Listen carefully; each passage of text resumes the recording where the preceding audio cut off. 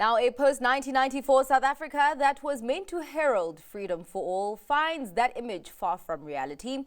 This as the country continues to grapple with subdued economic recovery, rampant crime and pervasive corruption, all of which hinder effective governance, law and order. And joining me now to discuss these challenges in greater detail is Owen Skae, who is the director at the Rhodes Business School. Thank you so much for your time, Owen.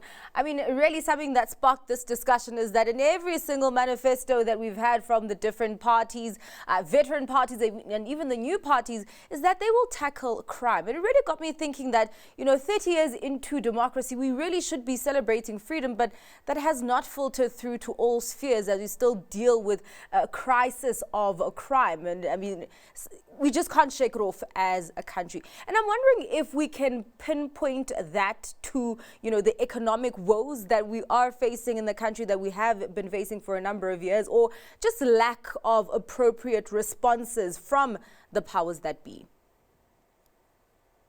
Well, Zanati, thanks for the opportunity. And clearly it is a complex problem, and I don't think that we can just put it down to one single cause. And often these causes are interrelated, but certainly what we're seeing is that the promises that are being made by politicians in the ruling party are not playing out to the lived reality of people who every day are having to deal with the ravages of crime. That cuts across so many things. And so the statistics are truly terrifying. But obviously you have to consider the extent of poverty, the lack of service delivery, the state of the economy, the lack of resources that are applied. And at the same time, I don't want to downplay the fact that there are very many police officers who are very dedicated and put themselves in huge danger for us every single day. But at the end of the day, it seems that we are losing the battle. So we really have to think hard about what we're going to do. And hopefully, post the 29th of May, we're going to see a real change coming in terms of how we manage this going forward. Yeah, and actually, I mean, you bring a very interesting point that there are police officers that are dedicated, but I mean, also you have to look at the kind of resources that are available to them as well. Are there enough resources allocated to the authoritative bodies that are tasked with tackling crime, be it financial or, any other, or is it a matter of how these resources are allocated?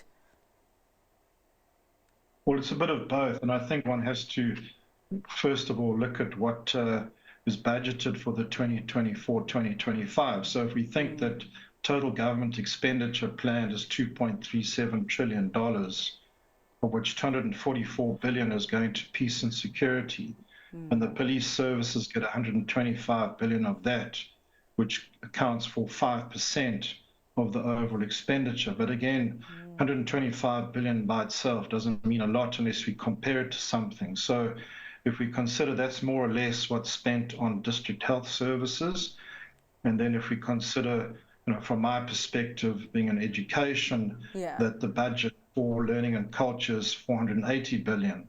But the very concerning statistic in all of this is the amount that we pay on debt, nearly 400 billion rand. So we spend more on debt than nearly 3 times what we spend on police services. Yeah, it's really, really quite interesting when we look at those comparisons as well. But I mean, just looking at the overall system and maybe not even just, what is allocated financially, but also how the police service is managed, but also looking at its link to government, particularly when it comes to construction, to corruption. I'm wondering if then there needs to be a complete overhaul or institutional reform within the policing service. Yeah, look, I think a complete overhaul would be very, very difficult, given the fact that there's some systemic issues that would be very hard to address. And I think that what we've seen is there's some very plausible plans of putting forward. But let me just say this. If you look at the annual report that's put out by the South African Police Services and reported on by the Minister at Parliament, you can see that there's a log frame there that very clearly identifies targets, the outputs, and we can see specifically areas that they say that they've achieved or they've underachieved. But I think too, the concern that people have is that they are underreported, and what we're not seeing is the outcome. So by that I mean that you may be saying that there's X number of vehicles available, say 150,000, X per police personnel, that there are sufficient police officers in certain areas. But if you're having to live 200 kilometers away, what we don't really know is what is the right proportion that needs to be in place. So when they talk about the hard things like the number of police stations that are being built, there's not enough. When we talk about the amount of CCTV cameras that are there, there's not enough.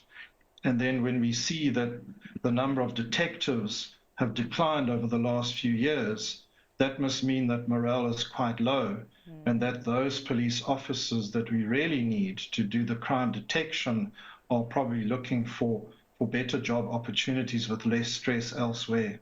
Yeah. And just also lastly, as we wrap up the conversation on, the people of South Africa just do not trust the organs in the policing system. Does this translate into the policing system basically scoring an own goal here where it struggles with legitimacy and also cooperation from the public? Yes, so in 2022, the HSRC did a study, and they found that the trust factor was only 27% of South African citizens. And then when we see that the amount of civil claims that have happened over the last 5 years totals about 2.2 billion rand, which amounts to R1 million a day, that again demonstrates the trust that people have. But the Institute of Security Studies put out some statements recently saying that it's not an insurmountable target, and it's really about building trust, and that's to do with the justice and how police engage with citizens, the extent to which we actually are demonstrating that we're solving cases. We don't really want to read that there's millions of undetected cases that eventually are not solved, that our murder rate is one of the highest in the world at 45 per 100,000. So I think there has to be more systematic targeting in relation to addressing those factors that cause the gravest concern.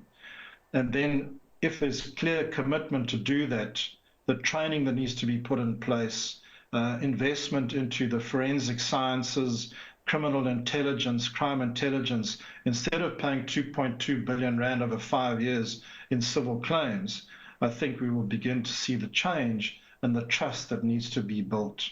All right. Well, thank you so much for your time and giving us insight on that very, very important topic. Of course, something that we'll be looking closely into, particularly when it comes to the next governing party, whether it's the ANC or a coalition government, and also those promises filtering through to the ground in terms of crime prevention and tackling that crisis there. Thank you so much for your time, Owen. That was Rhodes Business School's Director, Owen Skae.